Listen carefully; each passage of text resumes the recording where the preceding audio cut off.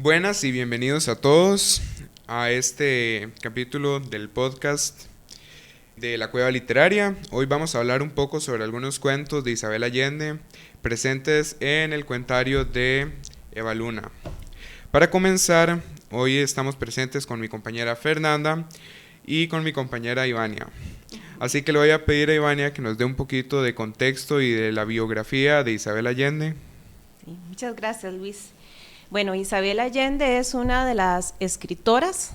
que se cuelan dentro del grupo de escritores que han publicado y han sido reconocidos dentro de lo que se conoce como el realismo mágico o el movimiento literario del realismo mágico, un movimiento o una estética nacida en América Latina, de la cual, bueno, espero que ahora podamos tener un espacio para conversar un poco más ampliamente.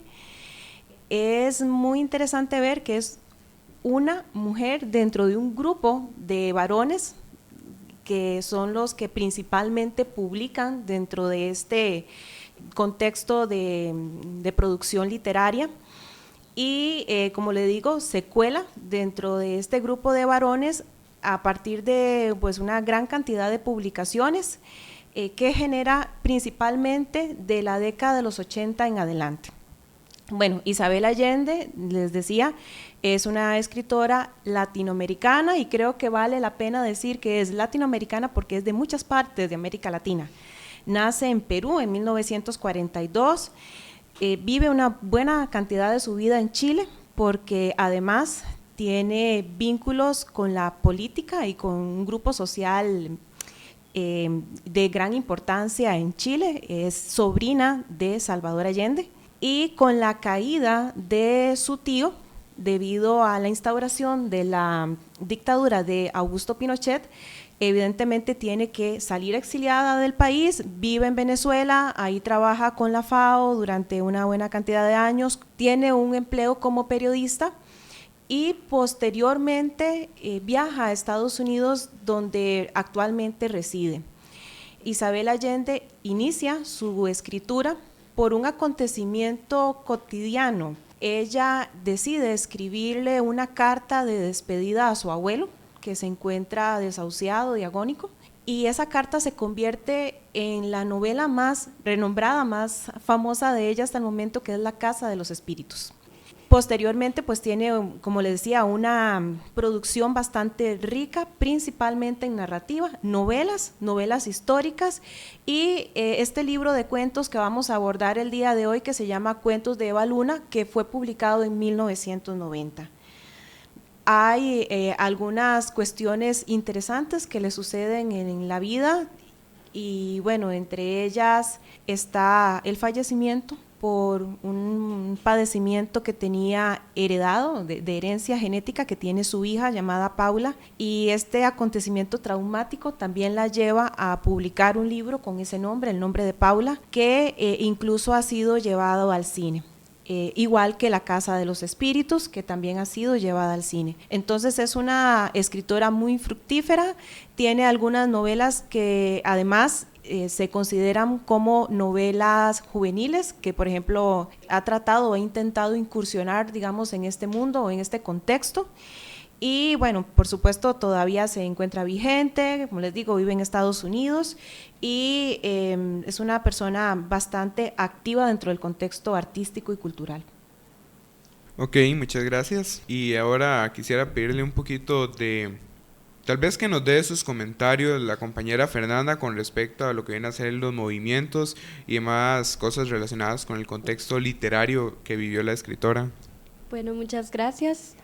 En cuanto a los movimientos literarios, me gustaría destacar que hay 4 obras principales dentro de este cuentario en las que se puede ver claramente el realismo mágico. Estas serían las cartas del amor traicionado, Walimay, 2 palabras y Si me tocaras el corazón. Estas obras son las que principalmente por medio de sus personajes y su narración nos demuestran el realismo mágico. Y ahora, ¿qué podemos definir como realismo mágico? En realidad se trata de un movimiento literario que, como lo mencionó la compañera Ivania, surge en Latinoamérica y es desarrollado en obras como Crónica de una muerte anunciada, por ejemplo, y se caracteriza mucho por mostrar situaciones extrañas y muy fuera de lo común en la vida cotidiana. Involucra mucho la cultura latinoamericana, como podemos ver más adelante en el caso de Gualimay, y tiene muy presente lo que son diferentes formas de retratar lo extraño e incluso lo absurdo como una situación normal para los personajes principales dentro de las obras. Y también en los demás cuentos de este cuentario que estaremos analizando, también se encuentra el movimiento literario del realismo, el cual es una completa oposición a todo lo que es la fantasía y presenta una narrativa bastante lineal, y casi siempre pueden verse narradores omniscientes. Se busca la verosimilitud como un factor principal en estas obras, y va a haber un marcado compromiso moral y político por parte del narrador y los personajes, y se va a intentar de ver mucho la vida real de las personas y la cotidianidad principalmente. Yo quisiera agregar un poquito a lo que se refiere a esta estética, al movimiento literario del realismo mágico, porque nace en América Latina en la segunda mitad del siglo XX y en realidad tiene representantes en diferentes países. Entonces, mencionábamos que Isabel Allende es una de las mujeres que mejor representa el movimiento, y bueno, la podemos ubicar como una persona chilena. Sin embargo, tenemos exponentes en México como Juan Rulfo o como Carlos Fuentes, tenemos en Guatemala a Miguel Ángel Asturias, tenemos en Argentina a Julio Cortázar, que también ha sido considerado pues incluso un precursor junto con Jorge Luis Borges de esta tendencia. De hecho, se ha mencionado que uno de los textos inaugurales es de un cubano denominado Alejo Carpentier, con una obra, una novela histórica llamada El reino de este mundo. Entonces, es un movimiento que desde diferentes perspectivas de lo mestizo, desde lo latinoamericano, representa esta cultura latinoamericana, que se caracteriza además entonces, como decía Fernanda, por presentar una mezcla entre la realidad cotidiana, objetiva, y la presencia de elementos mágicos, sobrenaturales, que no tienen explicación, pero que sin embargo se insertan dentro de la cotidianeidad como si fueran normales, como si fueran naturales. Entonces, vamos a ver cómo la producción literaria de Isabel Allende tiene algunos textos que se adaptan más a características del realismo y de la descripción de esta realidad de manera más objetiva, mientras que otros mezclan esta realidad con estos elementos mágicos, sobrenaturales, que pues son propios de esa tendencia estética. Ok, ahora para continuar y empezar ya a analizar un poco los cuentos que queremos analizar, vamos a empezar con Si me tocaras el corazón. De este cuento tengo varias opiniones, más que todo relacionadas con las críticas que se realizan. Empieza con una crítica relacionada con el machismo y con la homofobia, porque se dice que el propio padre del protagonista desde pequeño siempre le decía que para poder ser un hombre tenía que trabajar y tenía que conseguirse las cosas. Sin embargo, nunca se le dijo que fuera de una manera honrada. Se le dice que tiene que ser de una manera corrupta, intentando sacar provecho de los demás. Pero a pesar de esto, siempre se le exige de que sea una persona ruda y que nunca haga nada según sus propios sentimientos, que todo lo decía simplemente por conveniencia y por bien económico, por decirlo de alguna manera. Porque si decidía decidir por sus propias emociones, esto podría ser un simbolismo de debilidad, y en este contexto histórico, lastimosamente, de Latinoamérica en esta época, las representaciones de sensibilidad de parte de los hombres se veía como un concepto relacionado con la homosexualidad y demás, que de por sí ya estaba mal vista en esta época. También se da una crítica con la pobreza, Pienso yo porque en la obra nunca se dice que un pobre pueda luchar para lograr conseguir ser rico de una manera honesta y demás. Simplemente se muestra una perspectiva que es que para poder salir de un contexto de sufrimiento, de poca comida y demás, la mejor solución termina siendo simplemente estafar, conseguir dinero fácil y, que es otra cosa muy importante, el casarse con una persona indicada y de buen estatus social, de quien se le pueda sacar provecho, más herencias, y así hacer que su estirpe, por decirlo de alguna manera, crezca en prestigio con el paso de los años. También, justamente con la devaluación de las emociones, se nos muestra cómo, a pesar de tener que verse obligado a casarse, y sin embargo, por todos estos reflejos culturales relacionados con el machismo, nunca se le ha dado la oportunidad de amar como tal, simplemente se ve como una relación económica. Y esto viene relacionado con el desarrollo de la trama, puesto que cuando este hombre conoce a alguien que le cautiva y que le provoca cierto tipo de emociones, en lugar de aceptarla como una pareja, lo que hace es terminar secuestrándola y llevándola a un sótano debajo de una de sus empresas, debido a que en su casa, claro está, vivía con su esposa y los hijos que tuvo a posteriori. Esto es una crítica también por parte de la mujer, desde un punto de vista en el que la mujer no tiene el derecho de buscar el amor, ni ser ella la que tome la iniciativa en una relación de pareja, en las relaciones heterosexuales, puesto que tiene que ser el hombre el que tome la iniciativa, el que llegue a pedir su mano, por decirlo de alguna manera, y quien termine llevándosela. Y al mismo tiempo, que sea el hombre el que cargue con la mayor responsabilidad, en el sentido de que a él no se le tacha ninguna de sus faltas en el matrimonio, por decirlo de alguna manera, ni en las relaciones amorosas como tal. Él puede hacer lo que quiera, mientras que la mujer se ve limitada a simplemente aceptar sus acciones. Tal vez podemos contextualizar un poquito el nombre de los personajes y la trama de la cual nos estaba hablando Luis, para después aterrizar en esta temática tan terrible que presenta el texto, porque realmente es la historia de un secuestro y de cómo esta figura del varón efectivamente ejerce un poder psicológico y una violencia psicológica, física sobre una mujer durante años. Bueno, perfectamente podemos abordar esto que menciona la compañera Ivania. Los personajes principales se centran en dos personas con una marcada diferencia de edad. Primeramente tenemos al protagonista, Amadeo Peralta, que fue un hombre de una familia adinerada, bastante destacada, y en la cual él buscaba realmente relaciones bastante informales, debido a que no guardaba ningún interés por el compromiso con una mujer. Incluso en la narración se llega a describir que su esposa era la hija fea de un señor bastante notable con trascendencia económica. También se encuentra el personaje de Hortensia, que es una pequeña niña que se encuentra con Amadeo Peralta en uno de sus viajes, en el cual él se dirigía a hacer negocios y termina haciéndose muy cercana a Amadeo. Ella se acerca a él y le permite llevarla hacia uno de los lugares descritos como su escondite o su guarida, donde tiene principalmente un vínculo sexual con Amadeo Peralta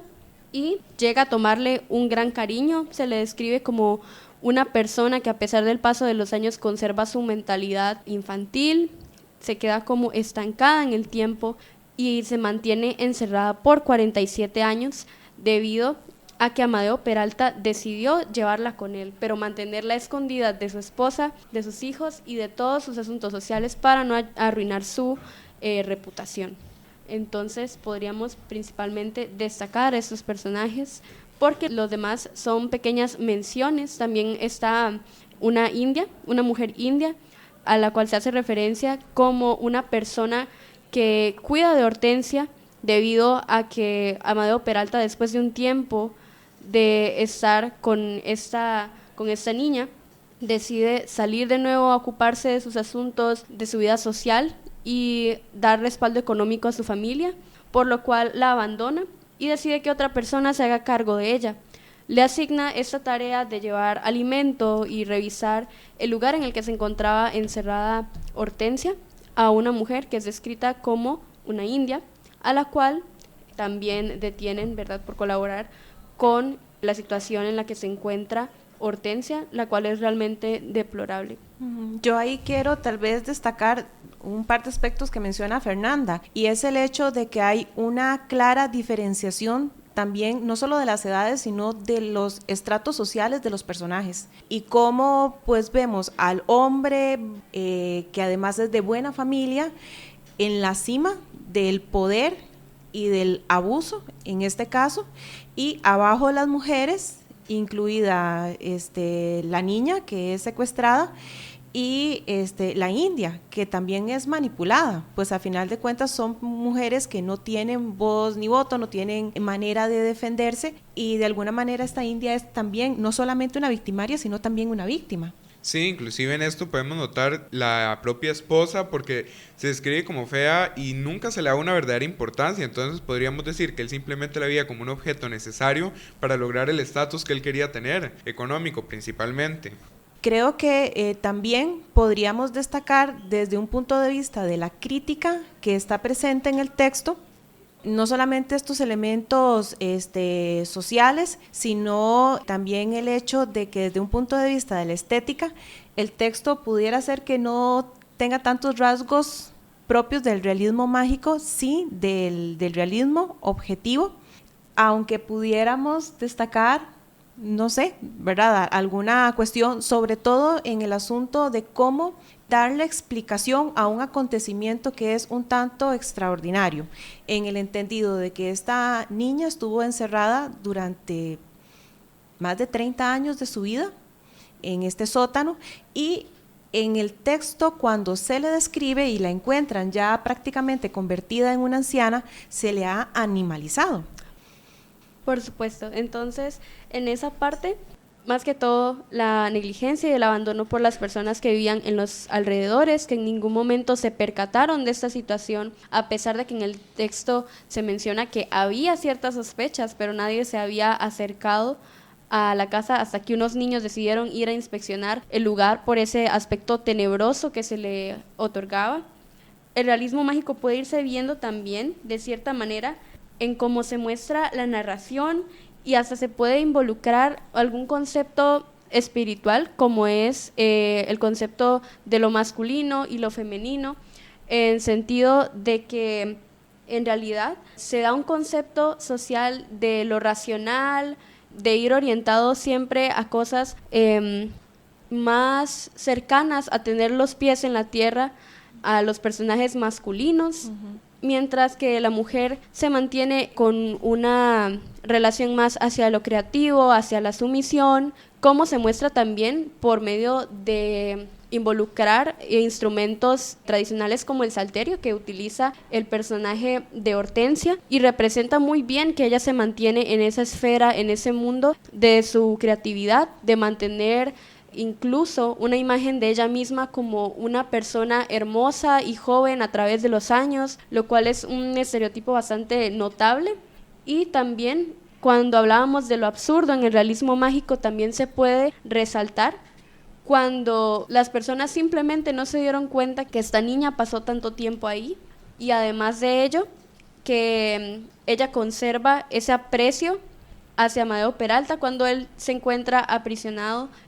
a pesar de toda la situación que la hizo pasar, su deterioro físico, emocional. Se menciona mucho que las personas la ven como una especie de bruja incluso, y a pesar de toda esta situación, ella decide entregar sus sentimientos e incluso su cuerpo a Amadeo Peralta, y a pesar del paso de los años, ella lo visitaba regularmente, mientras a él lo consumía la culpa, aún pensando en situaciones racionales. Y también en la parte más orientada a lo que es un contexto social latinoamericano, podemos ver también esta idea de sumisión y conformismo como un estereotipo que se ve mucho de forma internacional con respecto a los países latinoamericanos, la sociedad que realmente es criticada por las situaciones conformistas que sufren diferentes comunidades debido a la falta del apoyo económico, social o incluso emocional en distintas partes de Latinoamérica. Y también puede tomarse en cuenta un simbolismo, como lo sería el color amarillo en las prendas del personaje de Hortensia, que mencionamos mucho como la principal fuente de referencias con respecto al realismo mágico, debido a que el color amarillo es bastante representativo de la felicidad, de la inocencia e incluso del carisma, que podemos ver que son unas cualidades muy llamativas que encuentra Amadeo Peralta en esta joven, que la diferencia en sus gustos con respecto a otras mujeres que él ha visto. Además, el hecho de que ella siguiera imaginándose como esa niña, que fue donde podría decirse que su tiempo se detuvo cuando conoció a Amadeo Peralta, da a conocer que ella conserva esa parte de su identidad y esa alegría por dentro que la mantiene viva a pesar de las condiciones paupérrimas en las que ella debe vivir por 47 años más encerrada en ese lugar. Yo quiero destacar, con la parte económica, que claramente otro elemento que nos sitúa en Latinoamérica del siglo XX es el hecho de que esta carrera económica, por decirlo de alguna manera, entre las personas, es un claro indicio del capitalismo que reinaba en casi todos los países latinoamericanos. Y con lo que tiene que ver con el deterioro de nuestra personaje principal, por decirlo de alguna manera, es un elemento bastante macabro y más que todo en sus descripciones, puesto que se nos dice que es una mujer a la que le han crecido las uñas a dimensiones enormes, que está encorvada, que de tanto tiempo de estar en la oscuridad y en el suelo los ojos se le han imposibilitado, que ha empezado a arrastrarse, se le animaliza, como se comentó, en una gran medida, y además con lo relacionado a la inocencia. Es sorprendente cómo cuando se le encuentra y se le da una libertad, ella defiende que en realidad Peralta la amaba porque le daba comida, como si fuera un animal, y solamente darle comida ya significara que le tenía un aprecio, hasta el punto en que ya teniendo su libertad, quiere volver a estar en ese sótano e intenta volver ahí varias veces, hasta que se le logra acostumbrar otra vez a la sociedad humana que había en el pueblo, ya después de que se le encerrara. Aprovechando la intervención, también hay un párrafo dentro del texto que me llama mucho la atención y que retrata bastante bien los aspectos mencionados por el compañero Alejandro sobre el capitalismo y también sobre la sumisión del personaje de Hortensia. Y textualmente citando, dice: espérame aquí, niña, voy afuera a hacerme muy rico. Te traeré regalos, vestidos y joyas de reina, le dijo al despedirse. Quiero hijos, dijo Hortensia. Hijos no, pero tendrás muñecas. En los meses siguientes Peralta se olvidó de los vestidos, las joyas y las muñecas. Visitaba a Hortensia cada vez que se acordaba, no siempre para hacer el amor, a veces solo para oírla tocar alguna melodía antigua en el salterio. Le gustaba verla inclinada sobre el instrumento pulsando las cuerdas. Entonces, esta cita realmente retrata, como mencionamos anteriormente, la importancia del dinero para las personas en ese tiempo y principalmente también aquí la inocencia de Hortensia, que ella todavía no comprendía cómo estaba funcionando la vida para las personas adultas, ¿verdad? Y el contexto económico en el que se encontraban, que ahora la situación era mucho más competitiva, tanto en la parte romántica que se menciona que es necesario que los hijos se casen, así como las influencias que puedan tener en la sociedad. Y también se puede demostrar que la sumisión en la mujer ya es un concepto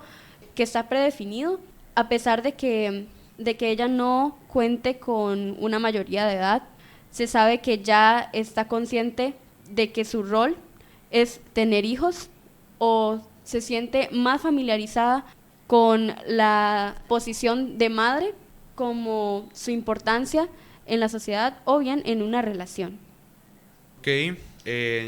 quisiera preguntar a Ivania si tiene algún último punto que decir con respecto a este cuento. Tal vez el último punto que destacaría tiene que ver con el aspecto psicológico de los personajes. En el caso de personaje masculino, Amadeo Peralta, realmente es una persona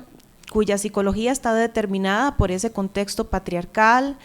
es una persona que ejerce violencia, pero que a pesar de que es consciente de que está haciendo algo malo porque lo oculta, trata de ocultarlo al resto de la sociedad, a su familia, porque esto arruinaría su imagen ante la sociedad en términos generales, y la termina arruinando cuando después de más de 47 años pues sale a la luz lo que estaba ocurriendo con Hortensia, a pesar de que él es consciente de que está cometiendo un delito, de que tiene aprisionada a esta persona, pues se permite hacerlo porque puede hacerlo, porque es parte de lo que, digamos, es constituido como normal o normalizado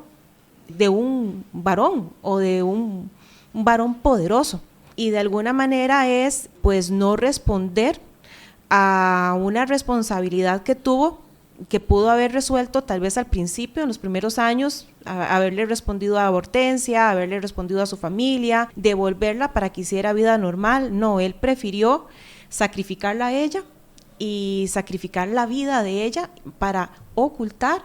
un delito o un, digamos, proceder inadecuado de parte de él. En el caso de ella, pues es evidente, es una muchacha que prácticamente secuestrada a la edad de 15 años. Probablemente alguna persona especialista en psicología diría, bueno, sufre el síndrome de Estocolmo, es una persona que está enamorada de su secuestrador, de la persona que le está infringiendo daño, que la tiene viviendo peor que un animal, encerrada en un sótano durante todo este tiempo. Sin embargo, ya hemos encontrado también una explicación social a esta situación que sufre ella, y es que en el prototipo de mujer se valida el hecho de que la mujer tenga esta idea de sumisión, de tener también una pareja para toda la vida,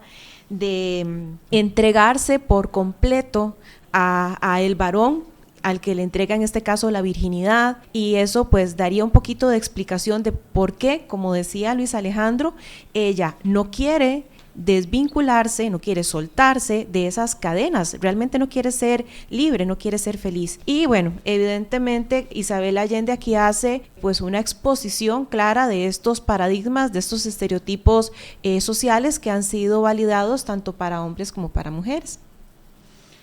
Ok, ahora quiero que pasemos a un cuento llamado El huésped de la maestra. Bueno, yo quiero comentar algunas cosillas de este texto que me parece sumamente interesante. Está ubicado en un pueblito latinoamericano, como todos estos pueblitos descritos en la producción del realismo mágico. América Latina, un espacio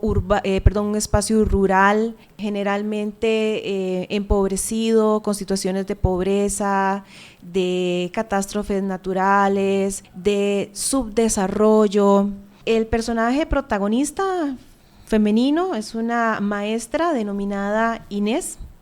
El pueblito se llama Agua Santa, por cierto, y pues ella vive en este lugar durante una buena cantidad de su vida, se desempeña como maestra, tiene un hijo y tiene un mejor amigo que además es una persona de ascendencia árabe, se llama Riad Alavi, algo así. Sucede en la trama de esta historia que un día de tantos su hijo sale a jugar con sus compañeritos de escuela, se acercan a un árbol de mangos, el niño recoge o se acerca a recoger una fruta caída del árbol y el dueño del terreno, de una manera... Sí, digamos que de una manera como para asustarlo, para marcar el territorio, decide mandar un balazo y con la mala suerte de que le da al niño y lo mata. Entonces, pues él termina teniendo que huir del pueblo porque todo el pueblo se siente indignado con ese acontecimiento. ¿Cómo era posible que por un despreciable mango iban a asesinar a un niño? Él termina autoexiliándose del pueblo. De hecho, creo recordar que la imagen final que tenemos de él es huyendo y pues la casa siendo bombardeada por mangos, como una manera de decirle a él, bueno, por esta insignificancia, por estas frutas, usted mató a un niño. Pasa el tiempo, evidentemente la maestra Inés sigue desempeñando sus labores hasta que un día de tantos llega un viajero Este viajero decide buscar un lugar donde hospedarse y la maestra, que además de ejercer sus labores cotidianas tenía una casa de hospedaje, le da hospedaje en su casa. Pasada la cena, ella logra detectar que ese huésped que tiene es nada menos que la persona que años atrás había asesinado a su hijo. Entonces, en un arrebato de cólera, decide asesinarlo durante la noche y necesita ocultar el cadáver de esta persona, entonces acude a Riyad Alavi. Efectivamente, Riyad no sabe cómo abordar la situación y termina involucrando a otro vecino y este vecino otro vecino, y es muy interesante porque al final de la historia todo el pueblo se da cuenta de la muerte, del asesinato por venganza de esta persona, lo entierran, pero hacen un pacto social que no se menciona, no se dice, pero todo el mundo entiende que aquí nadie va a mencionar, ni a confesar, ni a decir nada del asesinato que habían cometido. Justamente me parece muy interesante este silencio social, porque desde un inicio se nos empieza a hablar sobre la profesión de profesor, se nos habla de cómo esta profesora llevaba tantos años ejerciendo que conocía a todo el pueblo, le dio clases a todos hasta el punto en que llegó a ser una autoridad. Se menciona que personas del pueblo que se terminaban emborrachando y terminando en la cárcel, ella tenía la autoridad de entrar, desafiar a los policías, meterse a las rejas, sacar a la persona y llevársela para ella misma, darle un escarmiento o un regaño. Y esto se nos hace muy importante para este desenlace, porque al final y al cabo esa misma influencia sobre el pueblo y el entendimiento del pueblo, porque el propio pueblo estaba en contra del asesinato de su hijo, al final esto termina causando que el propio pueblo esconda el asesinato del huésped y que sea entendible para nosotros, porque el mismo cuento lo menciona, se termina dando un ojo por ojo, básicamente, en el que se le castiga a este hombre por lo que causó, porque nunca se le da un verdadero papel, por ejemplo, sería la ley. Tal vez es inclusive una crítica, nunca se hace una mención sólida sobre la ley. Si ella era la ley hasta cierto punto, porque ella tenía poder por sobre la cárcel, y cuando el asesino mató a su hijo no se le hizo nada, simplemente huyó el asesino para escapar de su castigo, por decirlo de alguna manera, y al mismo tiempo, al darle su castigo al asesino varios años después, se podría tomar como un nuevo cumplimiento de la ley. Sí, yo diría que este texto presenta la figura empoderada de la mujer, una figura empoderada pero desde una perspectiva tradicional, porque es la figura de la matrona, de la mujer que tiene autoridad por ser la mamá de todos. Y en América Latina la figura de la mamá es tradicionalmente muy respetada, ¿verdad? Entonces, esa autoridad y ese poder se ejerce además sin violencia. Es muy interesante. El único acto violento que comete ella, suficientemente violento, es el asesinato de la persona que había dado muerte a su hijo. Pero en términos generales, esta maestra Inés ejerce ese poder a partir de otros recursos, de otros medios de convencimiento que no tienen que ver con el poder por fuerza, como si en otros relatos lo vemos ejercido en el caso de los varones. Entonces es una figura de maternidad, es una figura empoderada, pero desde un punto de vista tradicional. Bueno, también me gustaría destacar las cualidades que también podemos observar de la parte realista de esta obra. Como mencionaba la compañera Ivania, se destaca mucho lo que es la posición de la mujer como una madre, y también puede tomarse en cuenta la multiculturalidad de Latinoamérica. Podemos ver del personaje que se refieren a él como el turco, a Riyad Alavi. Se puede demostrar que él tiene bastante impregnada su cultura, más que todo en la parte cuando van a hacer el entierro, cuando Riyad Alavi realiza una oración musulmana y se dice que él no conocía realmente otra, pero aún así se puede mostrar una familiaridad con los otros personajes a pesar de las diferencias culturales que puedan existir, y se demuestra claramente el aprecio que le tiene la maestra a este personaje cuando se menciona que es la persona que más quiere y que ella hubiera deseado que fuera el padre de su hijo. Y eso representa muy bien las realidades en Latinoamérica con respecto a los conceptos de las relaciones y la fe que se tiene en las relaciones de familia también. Puede también tomarse en cuenta el concepto de la ley en esta obra. Ya habíamos mencionado que en el realismo mágico se toma muy en cuenta el papel político de los personajes, la ley, y se menciona que la ley no funciona de ese modo dirigiéndose a la maestra Inés. Entonces ella de igual manera quería acomodar a este señor como un huésped dentro de su casa. Sin embargo, se le decía constantemente que no era algo que se debiera hacer por ética, y aún así ella insistía en que podía acomodarse y decir que se había suicidado incluso. Sí. Yo tal vez ahí le agregaría a ese concepto de ley que en América Latina y en algunas poblaciones pues más alejadas del contexto urbano, lugares rurales, y más en este contexto que hablemos es nuevamente América Latina. En la mitad del siglo XX, 1950, 1960, la ley no necesariamente es la ley de los hombres institucionalizada en los juzgados y desde un punto de vista judicial, ¿verdad? Desde un punto de vista civilizado, sino que la ley cae en manos de las personas y todavía se ve aquí presente como, digamos, el pueblo latinoamericano cree en este sistema de justicia, que la justicia se debe hacer por sus propias manos. A mí un elemento del que tal vez no estoy tan seguro, pero que sí he notado un patrón en varias obras del contexto del boom latinoamericano, es que suele mencionarse mucho sobre migrantes árabes. Y justamente este relato nos hace mención de esto, puesto que por lo visto, en un contexto tal vez más sudamericano,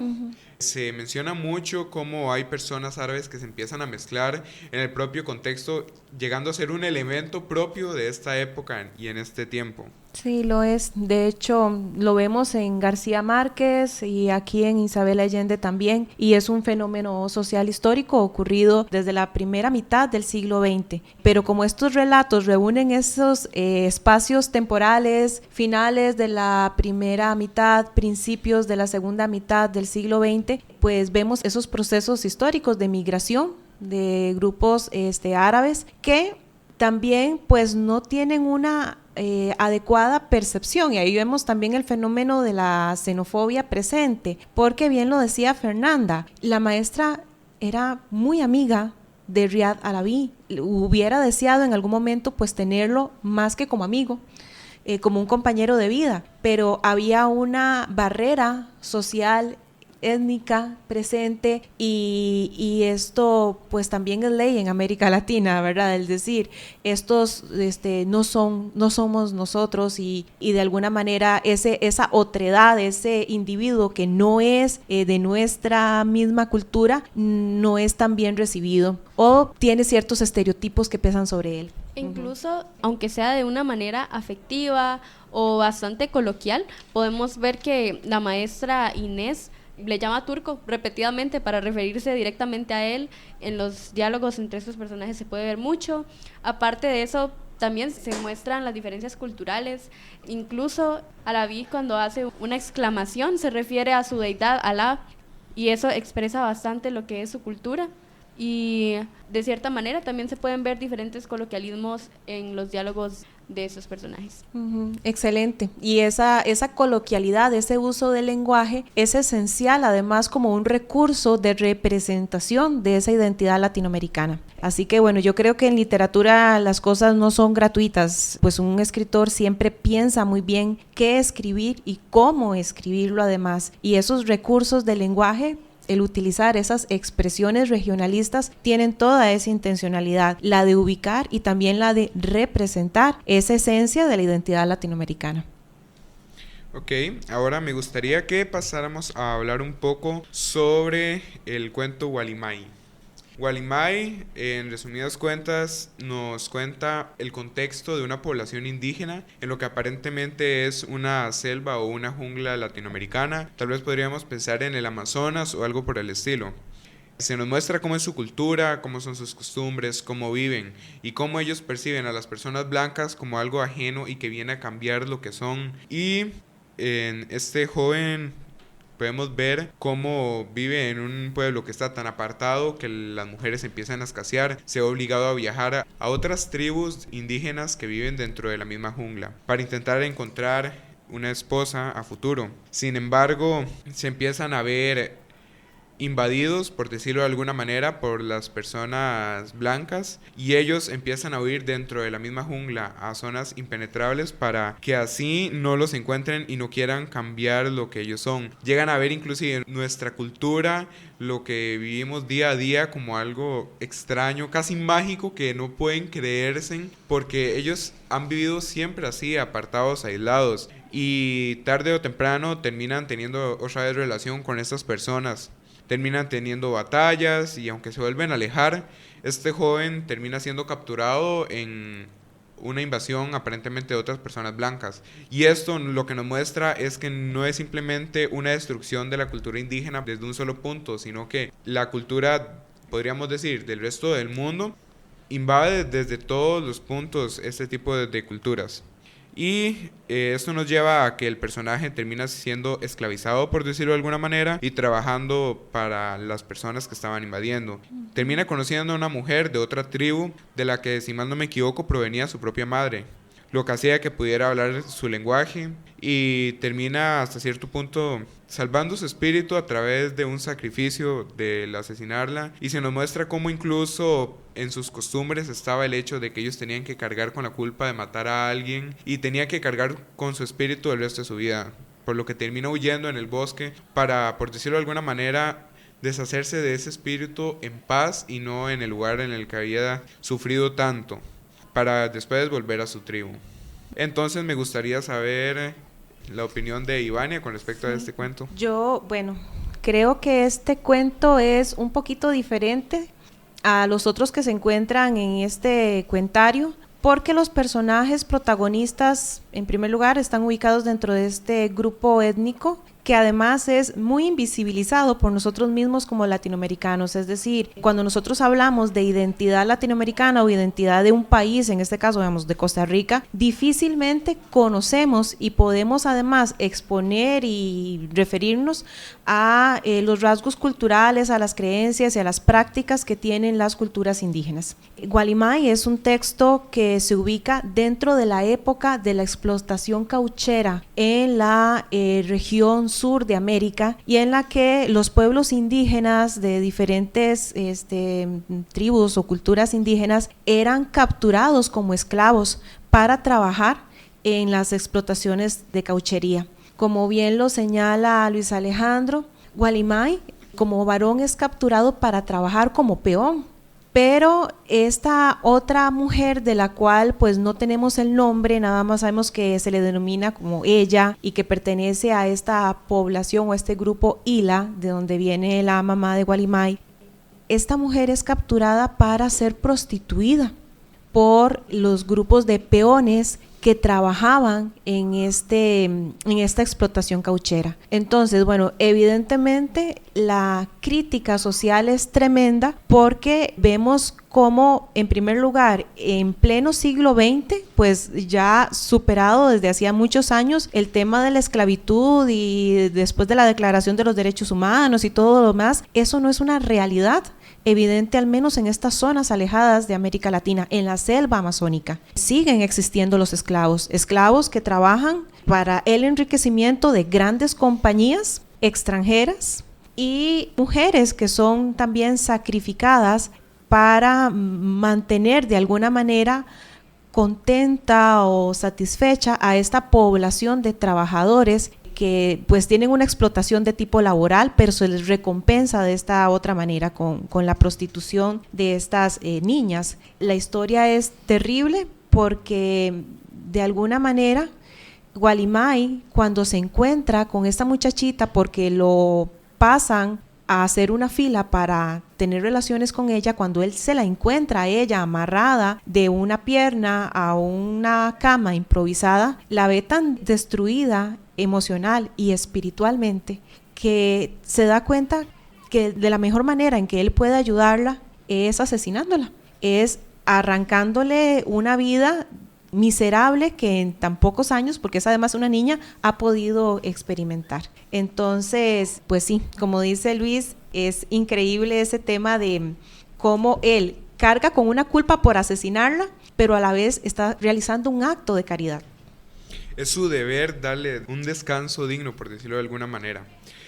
Justamente me llamaba la atención este punto, que lo podemos relacionar inclusive con el cuento anterior, que es que una cosa es lo que dicen nuestras leyes y otra cosa lo que en realidad va a pasar, y más que todo en un contexto de América Latina en el que hay tantas zonas rurales tan alejadas que al final y al cabo la ley no es la que ha puesto el hombre, sino la que se vive cada día con los acontecimientos vividos. Y esto podemos verlo hasta cierto punto también como una contraposición con el pueblo indígena, porque el pueblo indígena nunca se nos muestra que tenga contradicciones dentro de sí misma, se nos ve como un pueblo bastante organizado y bastante, se podría decir, dócil, a pesar de que hayan tenido una guerra con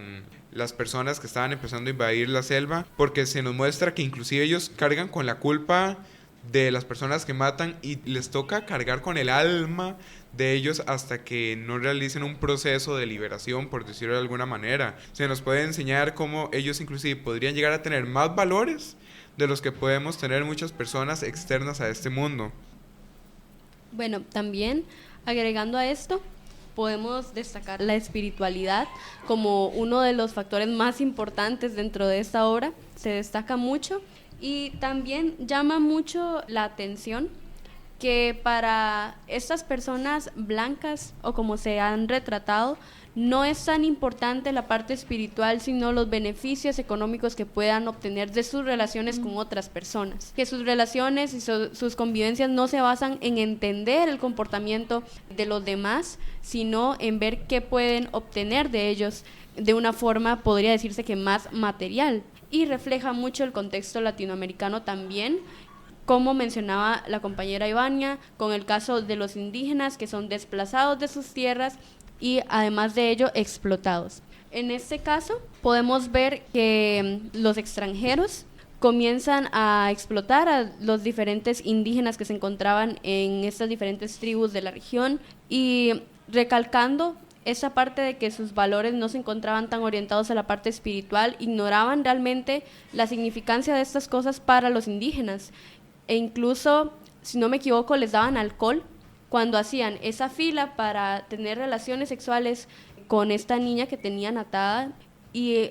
con esa sustancia puede también tomarse como un simbolismo de convertirse, como las cosas materiales convierten a las personas en algo completamente distinto desde el punto de vista de la espiritualidad. Y eso realmente cega a muchos de los indígenas que se encontraban laborando en ese lugar y los llevan a cometer las prácticas que deseaban los extranjeros usar como recompensa por su trabajo. Y además, solamente Gualimay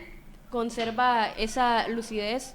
y esa importancia de la parte espiritual para él. Y también llama mucho la atención la manera literaria en la que hacen referencia a criterios principalmente sexuales, cuando se refieren al rocío de los hombres, cuando se refieren a las características de esta niña, que a pesar de encontrarse en un estado de debilidad, de decaimiento, resultaba aún así siendo atractiva desde la parte instintiva para estos varones, ¿verdad? Entonces, también llama mucho la atención la parte de los animales latinoamericanos como una representación de lo que sería el realismo mágico también. Esa cualidad se nota mucho, la cercanía de estas personas con las lapas también, que se mencionan bastante a lo largo de esta obra. Y también es importante destacar cómo las tribus también tenían sus diferencias, principalmente en sus idiomas, y también con la parte estética se destaca mucho el aspecto de las mujeres Ila, y como esto resulta también un factor atractivo para las otras tribus que incluso se desplazaban desde muy lejos para poder conocer a estas personas, pero desarrollar con ellas una mayor cercanía espiritual, que en otros contextos. Yo ahí pues destacaría de lo que nos dice Fernanda, cómo hay entonces una clara oposición entre culturas, entre lo que es la cultura indígena, que claramente aparece idealizada porque es armónica con la naturaleza, porque es más justa, porque es espiritual, versus la cultura occidentalizada de las personas que tienen una forma de vida centrada en el dinero, que no creen o tienen muy pocas creencias y prácticas religiosas y espirituales, que su Dios es el dinero, el poder, que ven a las personas en subcategorías, porque es claro que no hay un respeto por las personas indígenas. Entonces estas personas blancas de alguna manera, podríamos decir, ven en los indígenas un objeto más para explotar junto con el resto de la naturaleza. Pues aquí por supuesto una clara crítica que hace Isabel Allende a partir de pues una situación histórica que realmente pues ocurrió durante años, desgraciadamente, en América Latina durante la explotación del caucho, pero que pues en contextos más modernos podríamos relacionar o vincular con otras situaciones en las que desgraciadamente pues los indígenas siguen siendo pues invisibilizados y explotados. Sí, justamente se habla también hasta cierto punto y tal vez de una manera muy disimulada, esto relacionado con el capitalismo, porque estas mismas personas intentan crear lazos desde un principio, les ofrecen aparentemente muchas cosas importantes para ellos, como, si mal no me equivoco, piedras preciosas y demás. Sin embargo, ellos lo que terminan queriendo es lo que ellos desean y no lo que les dan, no valoran las cosas y además terminan explotando en sobremedida todo, porque inclusive se nos dice cómo los indios los podían ver desde cierto punto como unos inútiles, puesto que no podían siquiera cazar un pez por propia mano, no podían hacer nada que verdaderamente fuera de supervivencia, sino simplemente robar lo que ellos tenían, porque lo que hacían era extraer lo que les servía y mandarlo a un mundo ajeno a ellos. Sí, yo veo al hombre blanco, si lo podemos llamar así, como una especie de peste, ¿verdad? Y es por eso que en el texto claramente ellos huyen de la civilización, huyen de este proceso de aculturación y de perversión, como lo mencionaba antes Fernanda, porque ciertamente estos indígenas que son capturados y empiezan a trabajar como esclavos con estas prácticas de la toma de licor, el mismo hecho de aceptar a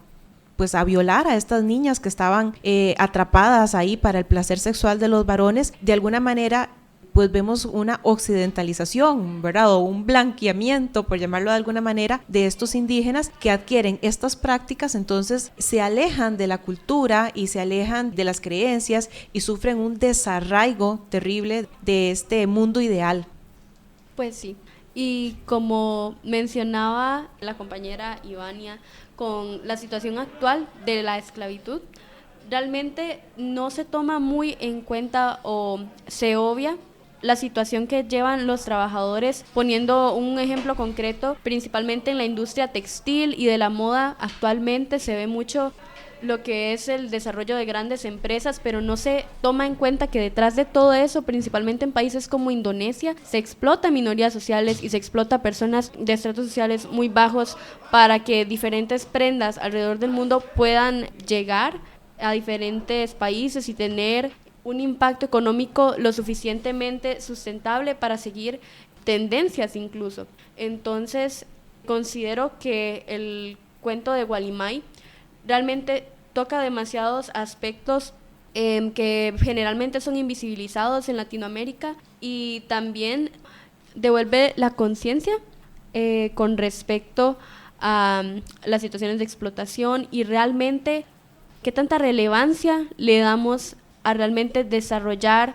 una relación profunda con las personas, un entendimiento hacia los demás y una valoración lo suficientemente visible de la naturaleza y de todo lo que se nos ofrece, más allá de lo que sea socialmente aceptable en una actualidad, y no dejar de lado los valores que realmente pueden dar una convivencia más sana con otras personas, incluso con todo nuestro entorno. a pesar de los beneficios económicos que puedan obtenerse de ciertas prácticas que son muy populares. Sí, y tal vez también ahí para agregar, creo que en ese sentido la idealización o esta perspectiva que nos ofrece la narración del cuento comulga con algunos valores que en la modernidad, hablemos, bueno, en este momento, siglo XXI, cada vez están tomando un poquito más de eco debido también al contexto de catástrofes ecológicas que estamos viviendo y demás. Es decir, de alguna manera, debido al que ya en el siglo XXI pues estamos viviendo las consecuencias de estas explotaciones económicas y ecológicas del siglo XX, estamos retomando estas creencias y estas visiones que son más armoniosas con la naturaleza. Pues evidentemente pensamos en que las sociedades deben ser más justas, que debe haber respeto a la multiculturalidad, respeto a las diversas formas de pensar, y es muy interesante que pues lo que expone Isabel Allende en este texto es cómo estas culturas ancestrales, prehispánicas, ya tenían esa conciencia que los hombres del siglo XX no tenían y que nosotros en el siglo XXI apenas estamos trabajando por alcanzar. Sí, y para finalizar con este cuento, yo quisiera mencionar, la crítica también se da desde un punto de vista muy emocional. El cuento está redactado desde una parte más que todo sensible.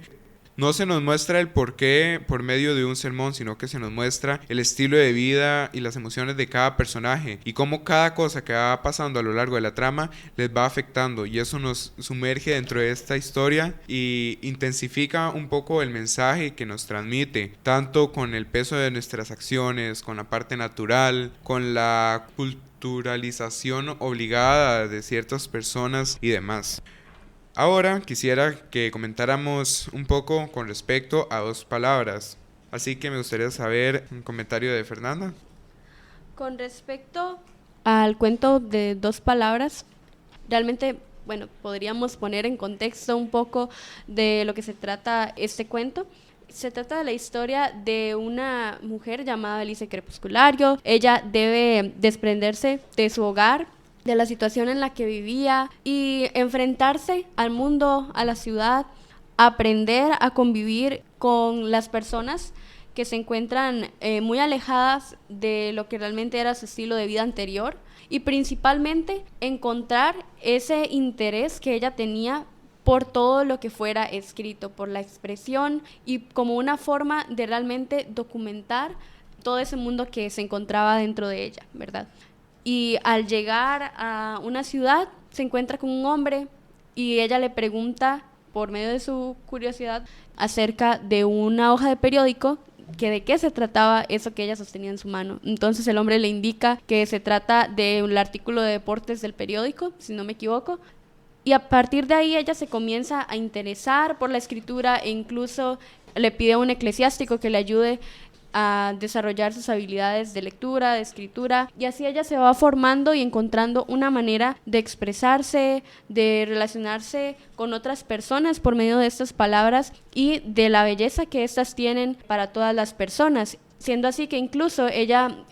monta un pequeño puesto en donde ella vende palabras, según nos describen en esta obra. Y se menciona un poco de lo que ella hace. Escribía cartas para enamorados, incluso inventaba insultos que las personas quisieran utilizar en algún momento que se considerara adecuado, y también se podía escuchar diferentes noticias que ella tenía para informar a las personas de esa región. Siendo así que un día, estando ella en su labor cotidiana, llega un hombre que se describe como el mulato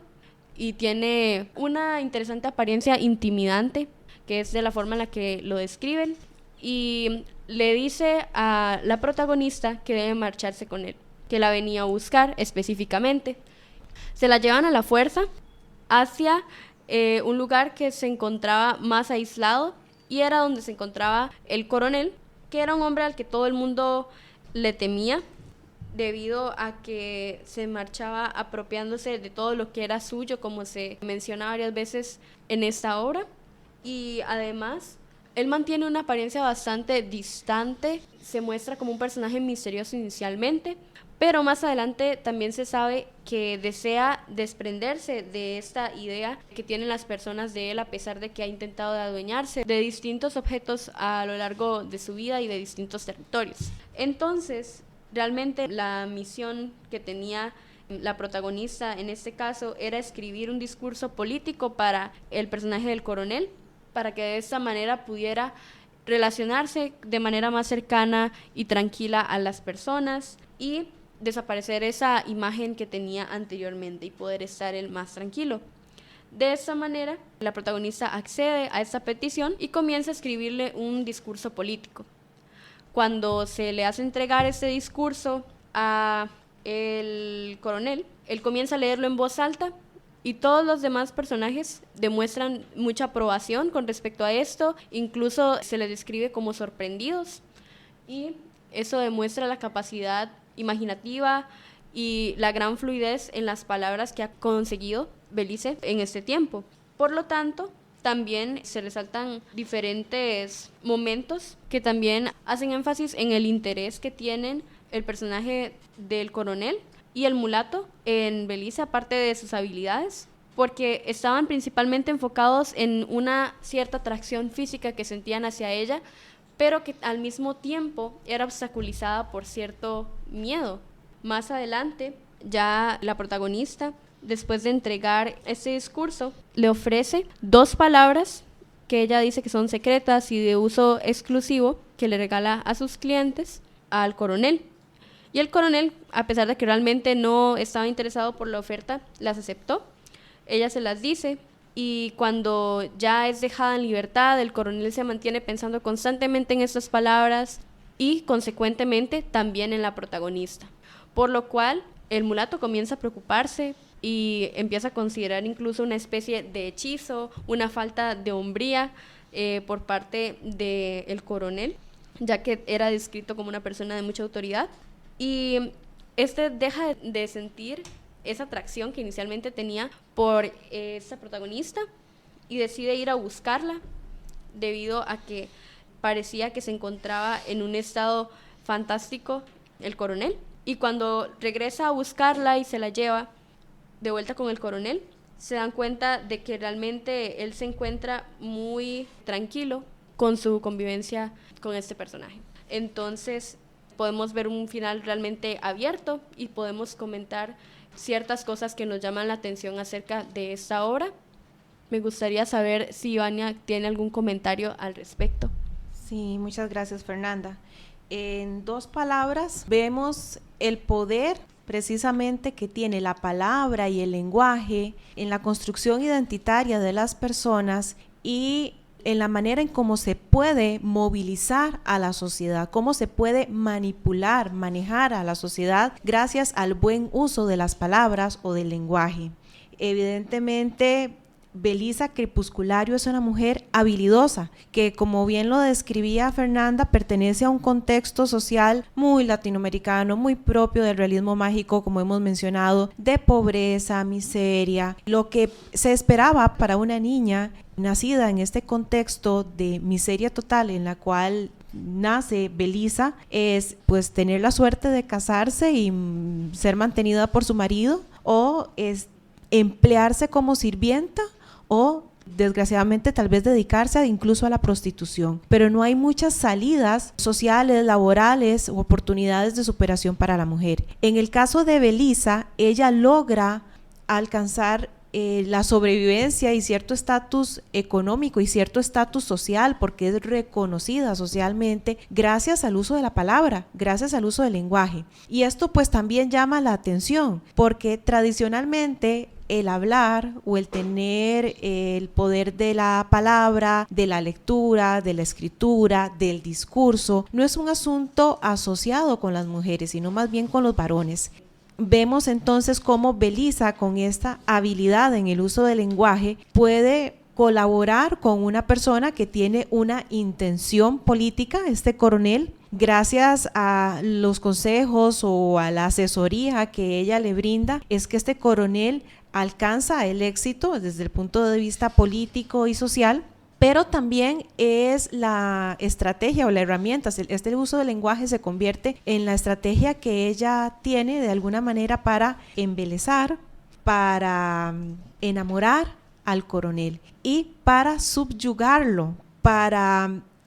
alcanzar un nivel de poder mayor que él. Si ciertamente él es una figura de autoridad política militar, es varón y por lo tanto socialmente tiene pues una mejor posición y un mayor reconocimiento, Belisa es el poder detrás del poder, es el verdadero poder, porque ella logra a través del uso del lenguaje manejar, manipular, mover a este coronel. Y eso es lo que provoca también en la trama de la historia que haya cierto temor respecto de Belisa. Las mujeres poderosas en cualquier sociedad, pero bueno, en la sociedad latinoamericana, las mujeres poderosas son mujeres peligrosas y son mujeres, por lo tanto,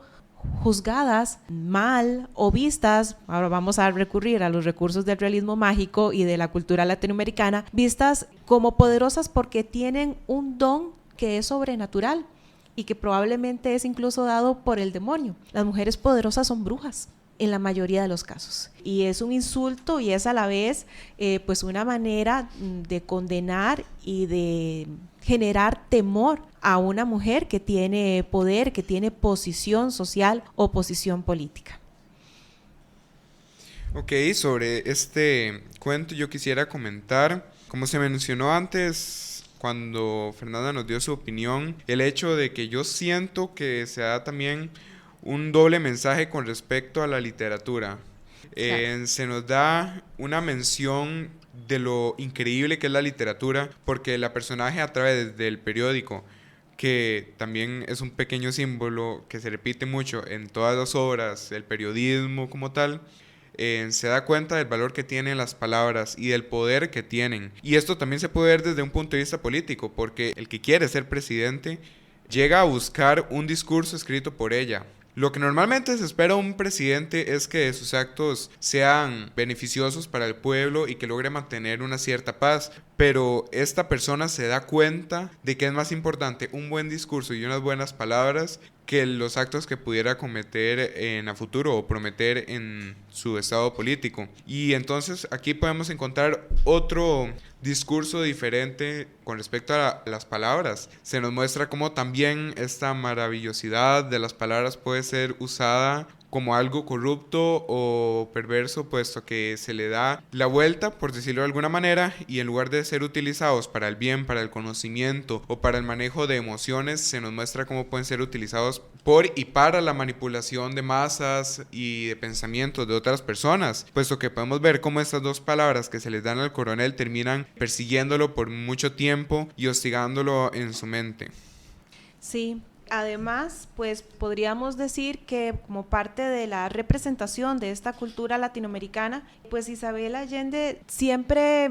nos presenta esa realidad contextual histórica en el marco referencial de sus textos literarios. Entonces, nuevamente, pues tenemos esas figuras de poder corruptas, que son políticos, que son, en este caso, bueno, el coronel, y que es algo desgraciadamente muy propio de la Latinoamérica del siglo XX y todavía de la actualidad. Desgraciadamente, la corrupción es uno de los males que en el siglo XXI tienen en crisis a la mayoría de los países latinoamericanos y que no ha permitido generar un verdadero desarrollo de los diferentes países. Problemas mencionados de manera muy sutil porque en estos cuentos ella no ahonda en estos asuntos históricos, pero su mera referencia a los militares, a la guerra civil, a la presencia de la corrupción en estos grupos sociales élite que tienen el poder, pues son también una manera de fotografiar la realidad latinoamericana. También para agregar un poco a esto de la realidad latinoamericana que se mencionaba, podemos incluso dar una pequeña referencia al contexto actual en Latinoamérica. Podemos escuchar de diferentes fuentes que los niveles de abstencionismo político son altísimos hoy en día y también en este cuento puede verse como las personas ya se encuentran desilusionadas por las situaciones de injusticia que se ven en la sociedad, por la corrupción claramente y por las situaciones de vida que se encuentran muy marcadas en esta obra. Asimismo, también hasta se puede hacer una referencia, ahora que el compañero Alejandro mencionaba lo de la literatura, a la posición de la mujer en la literatura, porque como mencionábamos en la parte bibliográfica de la autora, en el tiempo del boom latinoamericano también la literatura era predominantemente masculina para las personas acá en Latinoamérica, o incluso en tiempos de diferentes movimientos literarios se ve que se daba más relevancia a ciertos autores masculinos, o tenían más posibilidad de visibilización estas personas. Entonces podemos ver que a pesar de todo el poder que tiene Belisa con sus palabras, puede ser minimizada simplemente por el hecho de ser una mujer y cautivar a tantas personas, e incluso poner en riesgo el mérito que pueda tener el coronel si alguien llega a enterarse que fue Belisa quien realmente escribió este discurso y lo ideó para él. Incluso, ya saliendo un poco del tema del realismo mágico, etimológicamente el nombre Belisa suena realmente similar al efecto que tienen sus palabras en las personas, la belleza, la apreciación que se puede lograr en la literatura. A partir de esto, lo considero también un detalle que tal vez podría pasar desapercibido en algunos casos, pero puede tener cierto impacto al entender realmente la relación que tiene este personaje con la literatura desde el hecho de simplemente existir. Bueno, ahora quisiera comentar un poco con el último relato que vamos a analizar. Cartas de amor traicionado. En este cuento, un pequeño resumen, se podría decir que trata sobre una mujer que desde niña recibió una gran herencia. Y al vivir en un contexto mayormente machista, un tío es quien empieza a manejar sus negocios. Inclusive le menciona que ella es incapaz de poder controlar los terrenos y demás que se le habían dado porque era mujer.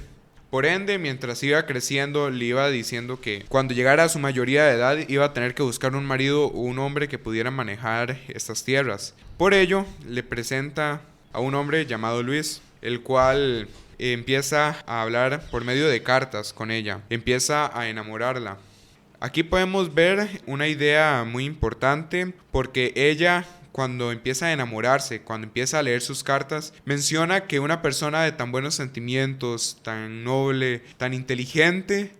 no podía ser una persona bonita. Inclusive empieza a crearse una imagen mental de cómo podría ser este hombre, y siempre atribuyéndole rasgos desagradables según la estética que las personas podrían llegar a pensar. Y esto hace que en el momento en que llega a conocerlo al cumplir su mayoría de edad, esta termine desilusionándose, porque termina viendo que en realidad es un muchacho guapo y no es para nada lo que ella esperaba. También empieza a ver que es un poco frío y diferente a como se expresaba por escrito. Sin embargo, al creer que era él mismo, empieza a aceptar que era el hombre que había amado por tanto tiempo. Se casan, llegan a tener descendencia, y con el tío empiezan a controlar sus bienes y sus tierras. Con el paso del tiempo nos damos cuenta cómo esta mujer es infeliz en su casa, cómo ella sufre diferentes tipos de violencia psicológica y física, hasta el punto en que llega a hartarse sobre esta relación que ha tenido.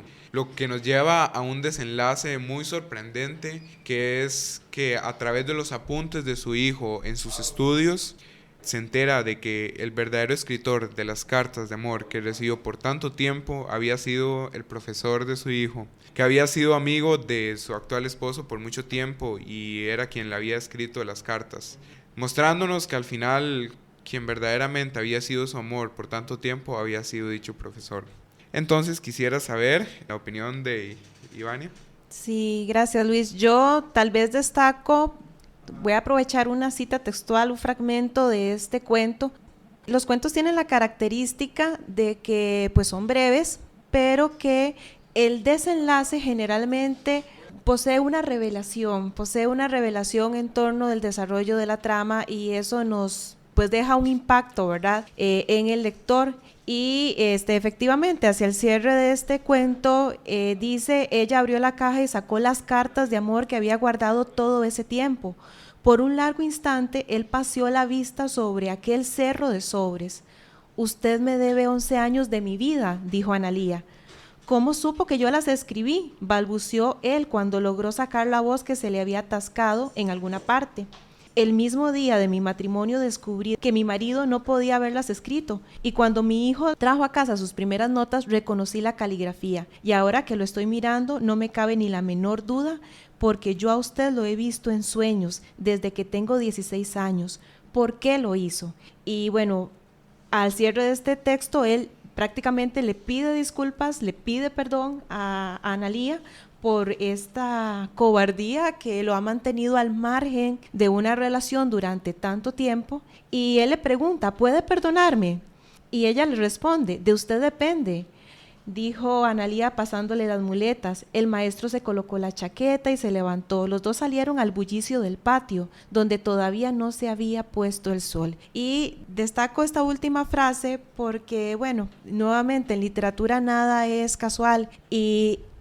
esta última frase que dice que todavía no se había puesto el sol me parece que es una metáfora de las oportunidades que todavía tienen ellos como pareja, a pesar de que han ya desarrollado cierta parte de sus vidas, que ella ya tuvo pues un matrimonio, que ya ha tenido, digamos, un desarrollo de su relación con su marido, que a pesar de que ha sido muy desgraciada durante tanto tiempo, ahora en la edad madura y cuando menos se lo esperaba, pues el amor le toca las puertas y tiene oportunidad de ser feliz por primera vez y de realizarse, aunque este varón que no ha sido escogido por su familia, porque nuevamente aquí tenemos ciertos estándares sociales presentes, ni es de familia adinerada, ni es ni siquiera una persona que desde el punto de vista del machismo, desde el patriarcado, pueda ser reconocido como varón, porque tiene una discapacidad, pero es la persona que por afinidad y sentimientos y emociones es la ideal para ella.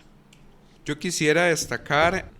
un pequeño análisis con respecto al título, Cartas de amor traicionado, en especial en la palabra traicionado, porque con este título y esta obra podemos ver dos puntos de vista bajo los que se le podría decir cartas de amor traicionadas, por decirlo de alguna manera. Se podría decir que hasta cierto punto fue una traición el hecho de que este hombre, Luis, enamorara a Analía con cartas que no habían sido escritas por él, que la relación que tienen básicamente fue una falsa, porque en realidad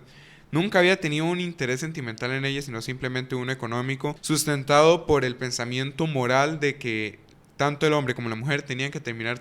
casándose en algún punto de su vida. Y también se puede ver como una traición el hecho, como mencionaba Ivania, de que este hombre guardara silencio por tantos años, siendo él quien había terminado enamorando a Analía, porque dejó que los años pasaran y que ambos sufrieran a distancia sin saber que en realidad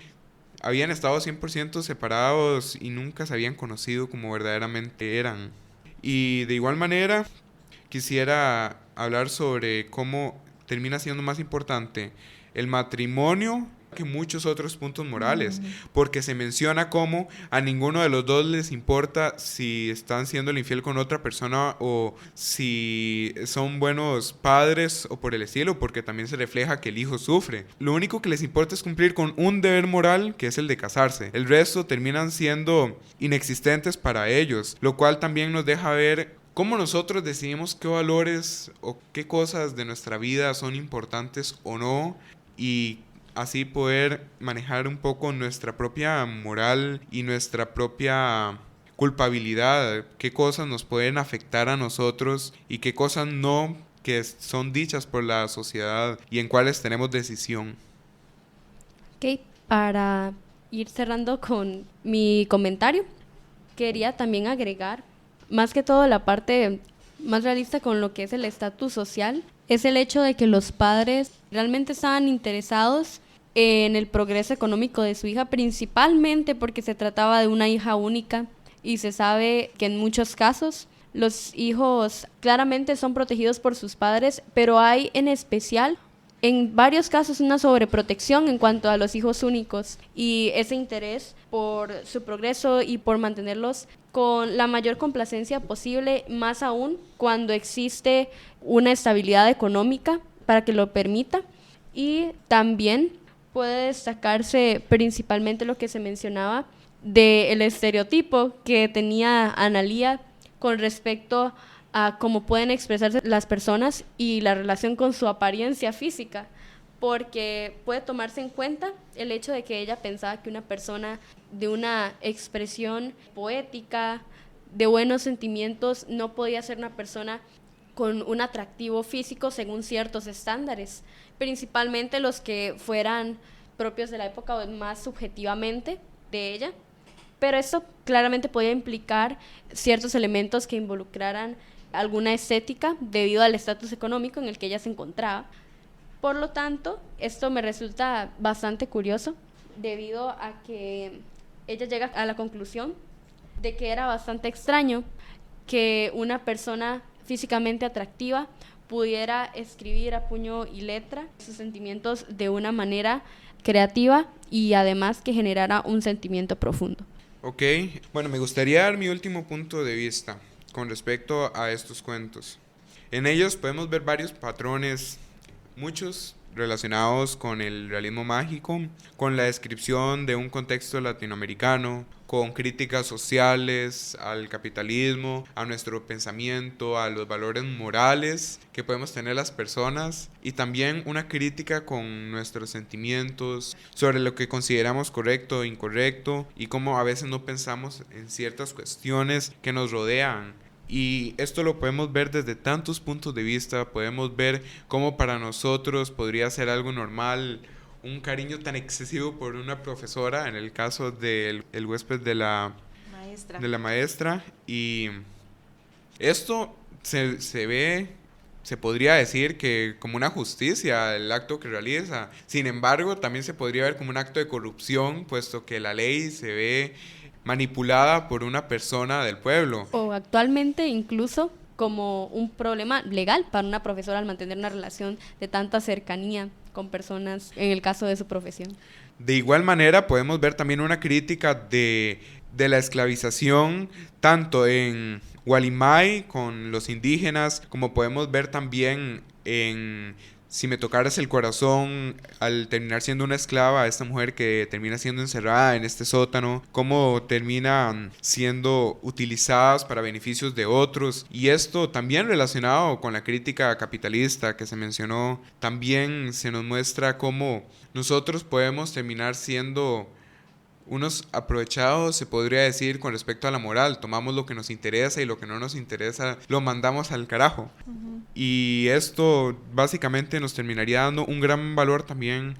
de introspección y de autoconocimiento. Estos cuentos nos pueden poner a pensar en quiénes somos, qué hacemos, dónde vivimos y el porqué de muchas cosas. Así que siento que estos cuentos tienen un gran valor para ser conocidos como literatura latinoamericana y también como parte de la literatura universal como tal. Ahora me gustaría saber, en conclusión, cuál sería la opinión de Ivania. Sí, gracias Luis. Bueno, yo diría que la producción literaria de Isabel Allende en términos generales es pues una oportunidad para estudiar, para conocer acerca de la cultura latinoamericana, una cultura que tiene pues sus características, su diversidad, que obviamente pues tiene vicios, pero también tiene ciertos elementos que podrían considerarse también como virtuosos o como positivos dentro de la forma de ser, dentro de la idiosincrasia del latinoamericano. Ya de todas maneras, este concepto del ser latinoamericano es un poco complicado porque pues hay quienes dicen que no existe tal concepto, sino que cada país tiene sus propios rasgos. Sin embargo, yo creo que estos cuentos de Eva Luna y la producción literaria de los escritores del realismo mágico en términos generales lograron evidenciar que la cultura latinoamericana posee ciertas características que la hacen exuberante, rica, diversa, de la cual además pues podemos sentirnos también orgullosos. La literatura como un medio de expresión y de exposición de situaciones o de vicios sociales o de situaciones de corrupción política o de situaciones por mejorar de injusticia social existente en nuestros países, pues es una oportunidad de evidenciar, de hacer conciencia, de buscar soluciones también. Hemos hecho un recorrido por diferentes cuentos que expresan diferentes temáticas, pero podemos ver algunas temáticas temáticas presentes como un eje conductor en esta producción literaria, siempre el tema de la mujer. No esperábamos menos de una escritora que además pues tiene la oportunidad de dar la voz, tener la voz y darle voz a estos grupos sociales que se encuentran invisibilizados,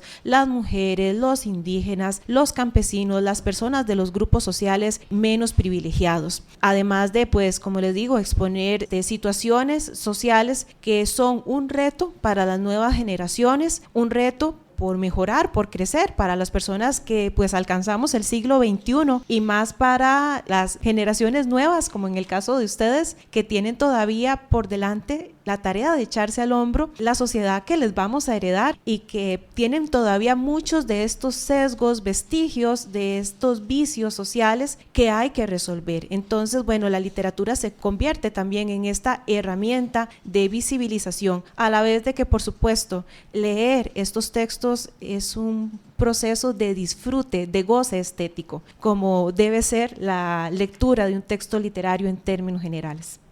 Bueno, y para cerrar, mi opinión general con respecto a estas obras realmente busca más que todo expresar cierta identificación con diferentes puntos de la obra, con distintas emociones encontradas en los diferentes temas tratados en estas obras, principalmente con temas de preocupación actualmente, a pesar de la diferencia temporal, la conciencia sobre el ambiente, lo que es la situación política y sus preocupantes características en la actualidad, y también me genera bastante curiosidad